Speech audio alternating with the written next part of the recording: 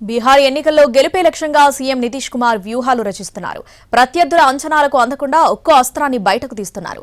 ఇప్పటికే పెన్షన్లు పెంచుతున్నట్లు ప్రకటించిన నితీష్ కుమార్ తాజాగా ప్రభుత్వ ఉద్యోగాల్లో మహిళలకు 35% రిజర్వేషన్ కల్పిస్తామని హామీ ఇచ్చారు. బీహార్ అసెంబ్లీ ఎన్నికల్లో గెలుపే లక్ష్యంగా రాజకీయ పార్టీలు ప్రజలకు వరాల జల్లు కురిపిస్తున్నాయి. ప్రజాకర్షక నిర్ణయాలు ప్రకటించడంలో పోటీ పడుతున్నాయి. ముఖ్యమంత్రి నితీష్ కుమార్ అసెంబ్లీ ఎన్నికల ముందు కొత్త అస్త్రం ప్రయోగించారు. ప్రభుత్వ ఉద్యోగాల్లో మహిళలకు 35% రిజర్వేషన్ కల్పిస్తామని హామీ ఇచ్చారు. బీహార్లో శాశ్వత నివాసితులుగా ఉన్న మహిళలకు ప్రభుత్వ ఉద్యోగ నియామకాల్లో ప్రతి విభాగంలోని అన్ని పోస్టులకు ప్రత్యేక రిజర్వేషన్ వర్తిస్తుందన్నారు.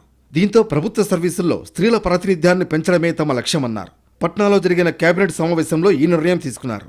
మహిళా ఓటర్ల కోసం రిజర్వేషన్ ప్రకటించిన నితీష్ కుమార్ యువత కోసం బీహార్ యూత్ కమిషన్ను ఏర్పాటు చేస్తామని వెల్లడించారు. యువతకు ఉపాధి అవకాశాలు కల్పిస్తామని, శిక్షణ ఇస్తామని వెల్లడించారు. వారి సంక్షేమం, ఉన్నతికి సంబంధించిన అంశాలపై కమిషన్ సలహాలివ్వచ్చు. అలాగే మెరుగైన విద్య, ఉపాధి అవకాశాల విషయంలో ప్రభుత్వ విభాగాలతో సమన్వయం చేసుకోనుంది. బీహార్ అసెంబ్లీ ఎన్నికలు దగ్గర పడుతుండటంతో ఎన్డీఏ, ప్రతిపక్ష మహాగఠబంధన్ సీట్ల పంపిణీకి సిద్ధమవుతున్నాయి. ప్రధాన కూటముల్లోనూ అంతర్గత విభేదాలను అధిగమించడానికి గతేడాది లోక్సభ ఎన్నికల ప్రాతిపదికన సీట్ల పంపకం చేసుకోవాలని నిర్ణయించుకున్నాయి. ఈ ఏడాది అక్టోబర్, నవంబర్ నెలల్లో బీహార్ అసెంబ్లీ ఎన్నికలు జరిగే అవకాశం ఉంది.